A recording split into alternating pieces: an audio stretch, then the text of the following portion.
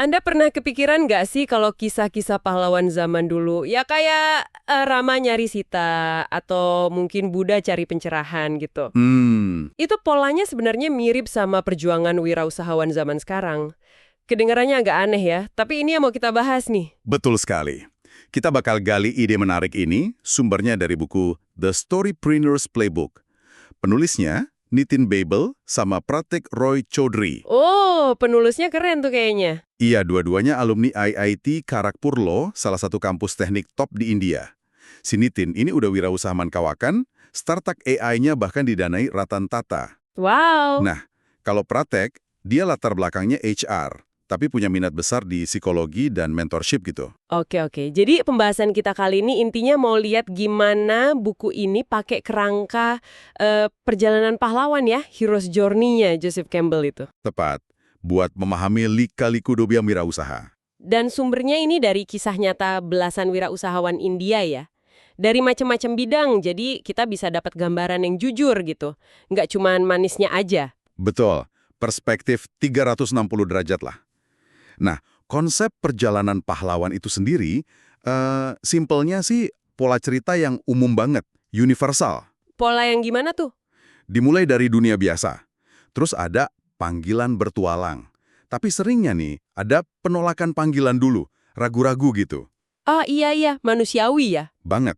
Terus muncul bantuan mentor. Mentor ini yang bantu si pahlawan buat melintasi ambang batas. Masuk ke dunia baru yang penuh cobaan dan godaan. Wah, kayak di film-film petualangan ya. Mirip. Nah, ujungnya ada transformasi. Si pahlawan berubah, terus dia kembali lagi ke dunianya, tapi udah bawa pelajaran berharga atau anugerah. Dan buku ini bilang perjalanan jadi wirausaha tuh ya kayak gitu polanya. Penuh resiko, nggak pasti. Pas banget. Bahkan kata entrepreneur sendiri kan artinya petualang. Jadi nyambung ya. Contohnya tadi siapa? Meyang Jen dari Sumart ya? Yang ninggalin kerjaan enak di kota besar? Betul. Pindah ke desa terpencil gara-gara merasa terpanggil buat benerin sistem pangan lokal. Itu jelas banget panggilan bertualangnya dia. Oke, berarti buku ini bab-babnya ngikutin alur itu ya? Ada 6 bab katanya. Iya, persis ngikutin 6 tahap perjalanan pahlawan. Kita bakal lihat gimana tahap-tahap ini muncul di kisah nyata mereka. Nah, kita mulai dari yang pertama yuk. Panggilan untuk bertualang, Oke, tahap awal ya. Titik percikannya. momen dorongan buat keluar dari rutinitas. Tapi menariknya nih, Gimana tuh? panggilan ini nggak selalu berupa ide bisnis cemerlang atau solusi masalah besar loh. Sumbernya bisa macam-macam. Oh iya, contohnya? Bisa karena nggak puas sama keadaan. Bisa kebetulan aja, atau panggilan dari dalam hati yang kuat banget. Contohnya, si Mayor Devashish Chakravarti. Mayor, mantan tentara dong? Iya, mantan Mayor Angkatan Darat India. Terus dia kuliah bisnis di IIM Ahmedabad, sekolah bisnis top di sana. Sempat magang di Wall Street pula. Wah, keren banget CV-nya. Tapi dia ngerasa dunia finansial itu kurang greget gitu. Kurang tantangan dibanding waktu di militer. Jadi, kewirausahaan itu kayak petualangan berikutnya yang sepadan risikonya buat dia. Panggilan batin. Beda lagi sama ceritanya Vanindra Sama ya, pendiri Red Bus itu. Nah, itu beda lagi. Panggilannya dia muncul dari pengalaman pribadi yang, ya, nyebelin sih. Ketinggalan bus pas mau pulang kampung buat lebarannya orang India. Diwali. Gara-gara ketinggalan bus jadi bikin startup. Iya, dia diseregar betapa kacaunya sistem tiket bus manual waktu itu. Fragmented banget. Jadi ide awalnya tuh bukan langsung bikin startup gede, tapi bikin software simple buat nyelesain masalah nyata yang dia alamin sendiri. Frustrasi jadi pemicu. Menarik ya. Ada juga yang panggilannya dari passion ya, kayak Alicia Souza. Betul, dia ilustrator. Dari kecil emang suka banget gambar. Nah setelah kuliah desain, dia sadar maunya fokus gambar aja, bukan ngurusin manajemen bisnis. Tapi kan biasanya susah tuh kalau cuma ngandalin skill seni. Emang, awalnya berat banget. Pasar belum ngehargain karyanya. Tapi dia tetap setia sama panggilannya itu. Akhirnya, ketemu mitra bisnis yang mau ngurusin operasional. Jadi dia bisa bebas berkarya. Gairahnya jadi kompas. Oke, jadi panggilan itu bentuknya bisa macam-macam ya. Dari dalam diri, dari luar, dari passion, bahkan dari rasa kesel ya. Iya bisa jadi. Tapi nih, setelah panggilan itu datang, biasanya nggak langsung gaspol. Ada keraguan. Nah, ini kita masuk ke bab berikutnya, penolakan panggilan. Ah, tahap galau ya ini. Bisa dibilang gitu. Tahap yang manusiawi banget. Rasa takut mulai muncul. Takut gagal, ragu sama kemampuan sendiri. Tekanan dari orang tua atau lingkungan juga pasti ada ya, yang bilang, ngapain aneh-aneh, cari kerja yang aman aja. Nah, itu dia, ekspektasi sosial. Belum lagi mikirin opportunity cost, biaya peluang ninggalin kerjaan yang udah mapan. Itu gede loh pertimbangannya. Terus gimana para wirausahawan di buku ini ngadepinnya? Rasa takutnya beneran nyata gitu. Nyata banget. Si Devashish Chakravarti lagi nih. Dia punya analogi bagus. Gimana tuh analoginya? Dia bandingin rasa takut waktu tanda tangan dokumen buat mulai usaha, kan itu mempertaruhkan keamanan finansial ya. Nah, rasa takutnya itu mirip kayak waktu dia berdiri di pintu pesawat buat terjun payung solo pertama kali. Padahal udah latihan, tapi tetap aja ada rasa lumpuh sesaat. Ketidakpastiannya itu loh, mencekam. Waduh, kebayang sih. Terus ada strategi nggak buat ngatasin si penolakan ini? Ada beberapa pendekatan yang disorot di buku, ada yang milih perencanaan super matang. Contohnya Ankit Jain. Ankit Jain, gimana dia? Dia tahu dari awal pengen jadi wirausaha sosial. Tapi nggak buru-buru. Dia kerja dulu di perusahaan, nabung, pastiin keluarganya punya rumah yang aman. Bangun fondasi dulu ya? Betul. Baru setelah itu, dia pindah ke sektor sosial. Kumpulin pengalaman 5 tahun, bangun keamanan finansial yang kuat, baru deh dia terjun penuh mulai usaha sendiri. Pendekatannya maraton, bukan lari cepat. Kayak bangun landasan pacu dulu sebelum pesawatnya terbang ya? Nah, bisa dibilang gitu. Ada strategi lain juga, ngandelin keahlian yang udah mendalam banget. Kayak Sanggita Saksena. Sanggita Saksena yang mulai usaha umur 50 itu ya? Iya, dia bikin portal berita pertahanan namanya Aviation and Defense Universe, EDU. Di usia 50 loh. Tantangannya banyak banget. Dana cekak, pengalaman digital minim, belum lagi skeptisisme dari industri yang didominasi pria. Wah, berat tuh pasti. Tapi, dia punya modal kuat. Keahlian puluhan tahun di jurnalisme pertahanan. Dia yakin banget, konten berkualitas bakal jadi senjatanya. Nah, ini yang sering disebut founder market fit. Kecocokan antara si pendiri sama pasarnya. Keahliannya itu relevan banget. Oke. Jadi, setelah berhasil ngatasin keraguan awal, seringkali ada sosok penting yang muncul ya. Ini kita masuk ke bab 3, bantuan mentor. Seberapa penting sih peran mentor ini? Krusial banget. Penting banget. Mentor itu ibaratnya kayak pemandu di wilayah asing yang kita nggak kenal. Pemandu ya? Maksudnya, Iya, bayangin aja jalan-jalan di tempat baru tanpa peta, dibanding ada pemandu lokal. Beda kan? Mentor bisa nawarin kebijaksanaan, ngajarin skill baru, buka jaringan koneksi. atau sekedar jadi tempat curhat gitu ya? Nah, itu juga penting. Dukungan emosional, ruang aman buat berbagi keraguan. Ini penting banget, terutama buat kelompok yang mungkin sering merasa terpinggirkan. Kalau di India, ini nyambung juga sama tradisi guru sisya, hubungan guru murid yang dalam gitu. Ada contoh spesifik nggak gimana mentor bisa benar-benar ngubah arang seorang wirausahawan? Ada dong. Kita lihat lagi nih si Vanindra Sama, pendiri Redbus. Oke, gimana ceritanya? Awalnya kan dia mikirnya cuma mau bikin software open source ya, buat pribadi aja gitu. Tapi mentornya, namanya Sanjay Anandaram, dia lihat potensi bisnis yang jauh lebih gede, bisa di-scale up. Jadi mentornya ngasih perspektif baru ya? Iya, mentornya dorong dia buat mikir kayak wirausaha, bukan cuma kayak insinyur yang bikin solusi teknis. Fokusnya jadi geser ke model bisnis yang berkelanjutan. Gimana caranya biar bisa menghasilkan uang? Wah, penting banget berarti ya. Mentor bisa bantu kita lihat potensi yang kita sendiri nggak sadar. Betul, atau ngasih alat yang tepat. Contoh lain, Nihal Ahmad, pendiri Limitless Institute. Awalnya dia ngerasa tersesat, nggak tahu mau ngapain. Terus gimana? Ketemu mentor lewat temennya. Nah, mentor ini ngenalin dia sama konsep design thinking, semacam kerangka berpikir gitu, buat mecahin masalah secara kreatif. Oh, design thinking, pernah dengar. Nah, itu bantu dia buat ngerumusin pertanyaan yang lebih baik tentang dirinya sendiri. Apa sih yang dia suka? Skillnya apa? Mau bikin apa? Akhirnya itu ngarah ke produk dan layanan yang dia tawarin sekarang. Mentornya kayak ngasih peta sama kompas buat nemuin diri. Tapi hubungan sama mentor kan nggak selalu mulus ya. Di buku disebut soal kerentanan. Nah, itu poin penting. Shishir Modi dari Niki.ai, cerita dia menarik. Awalnya dia agak segan nunjukin kelemahan ke mentornya. Selalu pasang mode jualan gitu. Jaim ya, jaga image. Haha, mungkin gitu. Takut kelihatan gak mampu. Baru pas dia nemu mentor pribadi yang bikin dia nyaman, dia bisa mulai terbuka. Bisa lihat kemunduran, kayak ada karyawan resign gitu, sebagai hal yang wajar dalam perjalanan. Jadi penting ya bisa jujur sama mentor. Penting banget. Ada keseimbangan antara nunjukin visi kita sama mengakui tantangan yang ada.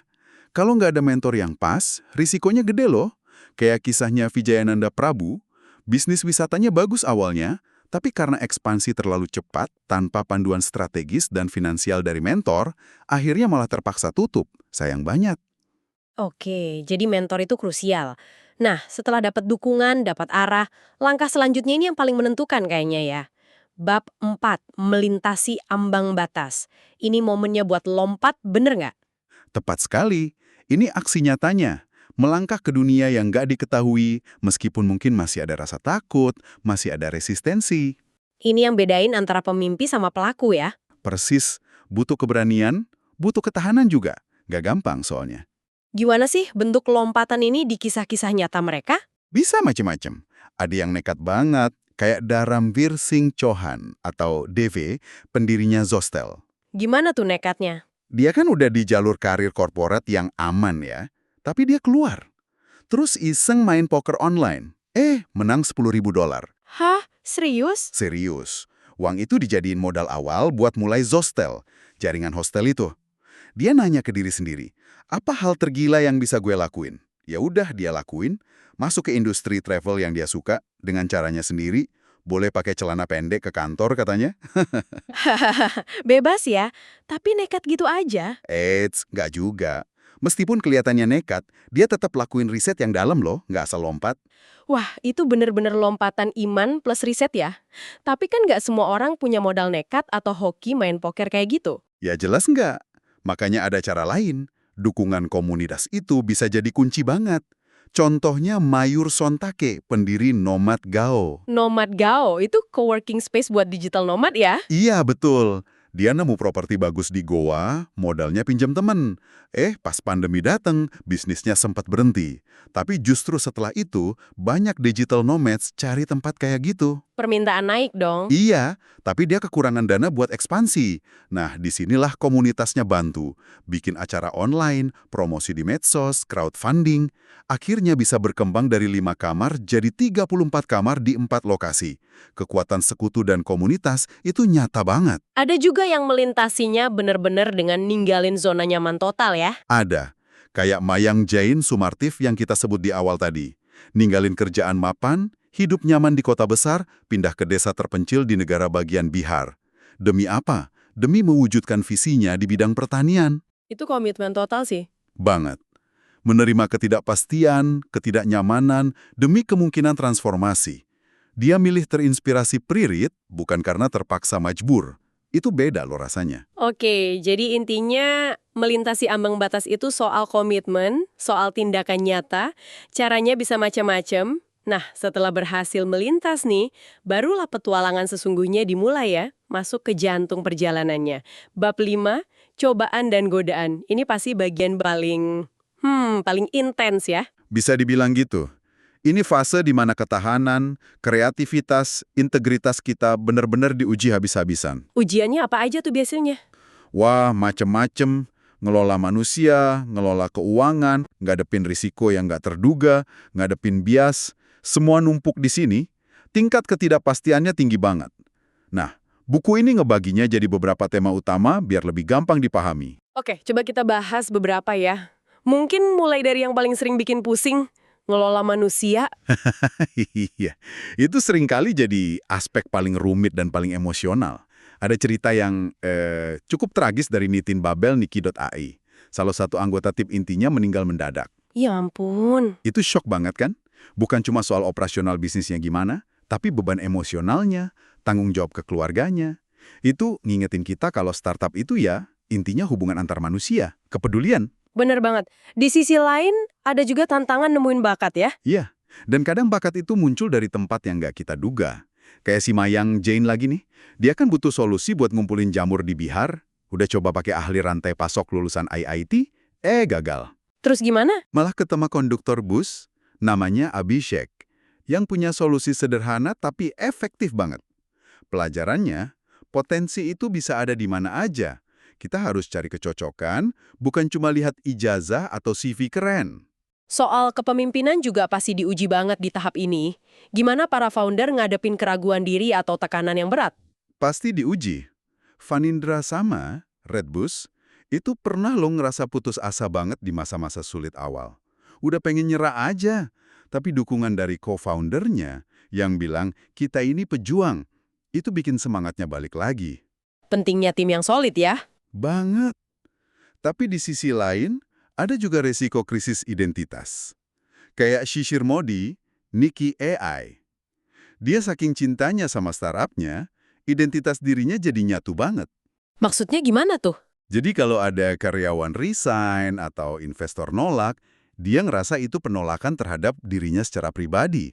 Sampai ngorbanin keuangan pribadi, nggak ambil gaji, bahkan ngabain keluarga. Itu bahaya. Perlu jaga batasan demi kesehatan mental dan biar bisa jadi pemimpin yang lebih baik. Bener juga ya.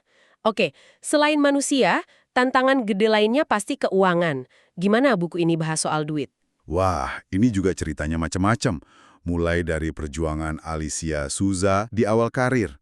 Dia kan ilustrator ya, harus seimbangin antara passion seni sama kebutuhan bayar tagihan. Sempat dibantu ibunya ngirim uang. Perjuangan banget ya? Iya. Sampai akhirnya dia bisa bangun nama, ketemu mitra. Ada juga cerita pentingnya validasi dari luar. Kayak Nitin Babel, Niki.ia, yang dapat pendanaan dari Ratan Tata. Itu nggak cuma soal uangnya, tapi bikin kepercayaan dirinya naik banget.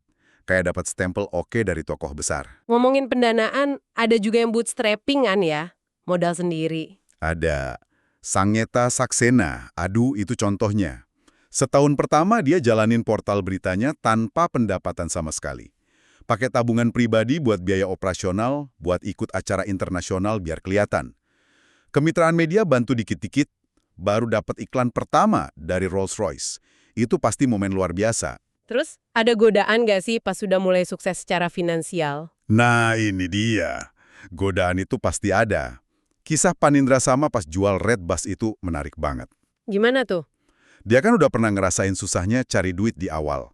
Jadi pas udah sukses ada tawaran akuisisi gede banget, lebih dari 100 juta dolar. Dia bisa aja bikin perang penawaran biar harganya makin tinggi. Tapi dia nggak gitu. Enggak. Dia milih kepuasan timnya, kesejahteraan co-foundernya yang udah capek banget, dia sadar kapan waktunya berhenti. Dia pilih keluar. Meskipun perusahaannya lagi profit. Itu pilihan antara, ya kepuasan sama keserakahan mungkin ya. Pilihan yang sulit pasti. Dalam banget ya. Oke, tema berikutnya nih. Manajemen resiko sama ketahanan. Gimana mereka ngadepin hal-hal yang nggak terduga atau bahkan kegagalan? Risiko itu datangnya bisa dari mana aja. Mayang Jane Sumart pernah ngalamin bencana alam. Panen labu pertamanya hancur total kena banjir di Gaya. Itu nggak cuma rugi materi, tapi kepercayaan komunitas lokal juga goyah. Ujian ketahanan banget itu. Harus kuat mental ya. Harus. Ada juga risiko dari pertumbuhan yang terlalu cepat. Kayak pengalamannya Divi, Zostel, pas bikin Zorooms. Ekspansi dari Zostel dapat pendanaan gede, 30 juta dolar. Skalanya cepat banget naik. Terus berhasil? Justru gagal. Ada tawaran merger yang batal, terus malah jadi sengketa hukum. Akhirnya, Zorooms terpaksa ditutup. Pelajarannya, penting banget buat belajar dari kegagalan secara objektif. Jangan terlalu kebawa emosi. Burnout atau kelelahan juga risiko kan? Apalagi buat founder yang semangatnya meledak-ledak. Iya banget. Nihal Ahmed, Limitless, ngalamin itu. Dia ngerasa harus ngelakuin terlalu banyak hal. Bikin produk, program lokakarya di mana-mana, sampai tinggal di 3 negara. Semangat kreatifnya bagus, tapi bentrok sama kepraktisan dan stres. Terus gimana dia ngatasinnya? Dia belajar pentingnya istirahat, bangun sistem dukungan. Dia punya dewan penasehat dari sesama founder buat curhat, punya pemandu sorak resmi buat nyemangatin, sama bikin daftar kebutuhan rutin buat jaga diri. Penting banget itu. Terakhir nih di bab 5, soal menghadapi bias. Ini isu sensitif tapi penting ya, apalagi di konteks sosial tertentu. Penting banget. Buku ini ngangkat contoh kuat dari Sangyeta Saksena, EDU. Dia kan jurnalis perempuan di industri pertahanan India. Itu didominasi laki-laki banget. Pasti banyak tantangannya ya. Banget. Dia ngadepin skeptisisme, resistensi terus-menerus. Pernah tulisannya ditolak dengan alasan udah nggak ada tempat. Padahal mungkin karena dia perempuan. Dia cerita juga pengalaman waktu magang, tulisan investigasinya soal senapan diblokir sama editor laki-laki yang egonya kesenggol. Jadi dia harus kerja lebih keras ya. 10 kali lebih keras katanya, buat bangun kredibilitas ya lewat kualitas karyanya yang konsisten. Buku ini juga nyebut soal sindrom penipu, imposter syndrome, yang sering dialami wirausaha perempuan. Ngerasa nggak pantes gitu. Ada juga contoh bias gender pas rekrutmen ya? Ada. Nitin Babel cerita pernah ada kandidat laki-laki minta gaji lebih tinggi dari istrinya yang kerja di posisi sama. Langsung ditolak sama Nitin. Bukan karena nggak butuh orang, tapi karena pola pikir seksis kayak gitu bertentangan sama budaya perusahaannya yang meritokrasi dan setara. Budaya perusahaan lebih penting. Keren sih prinsipnya. Oke, jadi bab 5 ini benar-benar medan pertempuran ya, ujiannya dari segala arah. Nah, setelah berhasil melewati semua itu, apa yang terjadi? Kita sampai di bab terakhir nih, bab 6, transformasi dan kembali. Apa artinya ini buat wirausaha? Ini tahap puncak lah bisa dibilang. Setelah melewati semua ujian tadi, si pahlawan dalam hal ini wirausahawan ngalamin perubahan mendasar. Ada semacam kematian diri yang lama, ego yang lama, terus lahir kembali. Lahir kembali jadi gimana? Jadi pribadi dengan pemahaman yang lebih dalam. Tujuannya lebih matang. Punya kebijaksanaan baru hasil dari pengalaman tadi. Terus dia kembali ke dunia biasa, tapi sebagai individu yang udah beda. Siap buat berbagi pelajaran atau anugerah yang dia dapetin selama perjalanan. Gimana bentuk transformasi ini di para wirausahawan yang diceritain di buku? Bentuknya macam-macam loh. Contohnya Dharamveer Singh Chauhan, Divi lagi. Setelah Zurums gagal, dia kan sempat terpuruk ya. Dia pergi ke festival Burning Man. Katanya itu jadi simbol kematian dirinya yang lama, yang naif, dan gampang meledak-ledak. Terus dia kembali jadi gimana? Dia kembali dengan kejelasan baru. Dia sadar kalau harta karun Zostel yang sebenarnya itu ya komunitasnya. Fokusnya jadi balik ke komunitas, pertumbuhan yang organik, pakai model waralaba. Divi yang baru jadi lebih matang, lebih terukur langkahnya. Mikirin warisan jangka panjang. Ada juga yang perjalanannya kayak pulang kampung gitu ya, kembali ke akar atau nemuin tujuan sejatinya. Nah iya, kayak Angkit Chin, jadi partners, perjalanan wirausaha sosialnya dia kan panjang ya. Dari dulu susah secara finansial, masuk IIT, kerja korporat, terus ke sektor sosial, baru deh bikin usaha yang terencana. Ujungnya, dia kembali buat bangun daerah asalnya Gatshila. Kayak film Swades gitu katanya. Oh iya, film itu bagus ya. Terus ada lagi? Ada. Samarth Mahajan, si pembuat film. Dia sempat struggling banget setelah filmnya menang penghargaan nasional, tapi susah didistribusiin. Sempat kehilangan arah, terus pulang kampung. Tapi kegigihannya akhirnya kebayar, dapat penghargaan nasional lagi. Nah, proses bikin film itu malah bikin dia nyambung lagi sama keluarga, sama ibunya. Akhirnya, dia nemuin tempatnya lagi, tahu jalan hidupnya sekarang. Kalau yang keluar dari bisnisnya kayak Panindra sama gimana? Itu termasuk transformasi juga? Termasuk banget. Transformasi Vanindra itu soal pergeseran prioritas. Setelah jual Redbus, dia nggak buru-buru bikin bisnis baru lagi. Padahal bisa aja kan? Terus dia ngapain? Dia milih fokus ke keluarga, belajar lagi, banyakin kegiatan filantropi. Dia berubah. Dari CEO yang mungkin dulu agresif, jadi pemimpin yang lebih rendah hati, lebih peduli sama tim, lebih mikirin tujuan perusahaan secara luas. Dia belajar empati, kesadaran situasional, kewirausahaan jadi kayak proses memurnikan diri buat dia. Sekarang dia jadi penasihat startup, udah puas. Akhirnya naik bus pulang katanya. Dalam ya maknanya. Menarik nih. Jadi kembali itu nggak selalu berarti balik ke bisnis yang sama, tapi kembali dengan perspektif baru, nilai baru. Kayak Alicia Souza juga ya. Dia kan milih nggak ngejar skala gede terus-terusan. Persis. Alicia itu contoh bagus soal mendefinisikan sukses buat diri sendiri. Dia nolak tekanan buat harus jadi merek raksasa. Dia lebih milih keseimbangan, kebahagiaan, punya waktu buat diri sendiri dan keluarga. Pasti ada rasa bersalah nggak sih kalau milih gitu? Di dunia startup kan seringnya besar atau pulang. Nah, dia ngakuin ada rasa bersalah itu awalnya. Tapi dia berhasil ngatasinnya. dia nemuin kepuasan di jalurnya sendiri. Sukses kan beda-beda ya buat tiap orang. Transformasinya dia itu tumbuhnya kepercayaan diri buat tetap jadi diri sendiri, setia sama nilai-nilainya. Oke, jadi kalau kita simpulkan nih ya, buku The Storypreneurs Playbook ini ngasih kita kacamata yang kuat banget buat ngelihat perjalanan wirausaha. Bukan cuma sekedar bisnis cari untung gitu ya. Betul, tapi lebih kayak sebuah petualangan yang transformatif. Yang ternyata polanya ngikutin pola universal perjalanan pahlawan tadi. Kisah-kisahnya meskipun dari India, tapi tantangannya, rasa takutnya, senengnya, proses tumbuhnya itu kayaknya bisa dirasain sama siapa aja ya yang berani coba bikin sesuatu yang baru. Universal sifatnya. Mulai dari dapat panggilan awal itu, sampai akhirnya kembali bawa kebijaksanaan baru. Dan ini tentu relevan banget buat Anda pendengar kami. Mungkin Anda sekarang lagi dengar panggilan bertualang Anda sendiri. Atau mungkin lagi di tengah cobaan dan godaan. Entah itu di bisnis, karir, atau mungkin di aspek lain kehidupan Anda. Kisah-kisah ini ngingetin kita kalau ya, setiap perjalanan memang unik. Tapi polanya seringkali mirip. Kayak kata Joseph Campbell tadi, keistimewaan seumur hidup adalah menjadi diri Anda yang sebenarnya. Nah, ini mungkin bawa kita ke satu pertanyaan penutup ya, buat Anda renungkan. Setelah dengar semua ini, ada nggak sih panggilan bertualang dalam hidup Anda yang mungkin selama ini Anda abaikan? Atau Anda takuti buat dijawab? Dan kira-kira transformasi apa ya yang menanti di ujung jalan sana kalau Anda berani ngambil langkah pertama itu? Wah, pertanyaan yang bagus banget buat direnungkan ya. Kalau Anda tertarik buat gali lebih dalam lagi kisah-kisah inspiratif ini, sumber kita hari ini tadi buku The Storypreneurs Playbook karya Nitin Bebel dan Pratek Roy Chaudhry. Terima kasih banyak sudah menyimak pembahasan mendalam kita kali ini. Terima kasih. Sampai jumpa di lain kesempatan.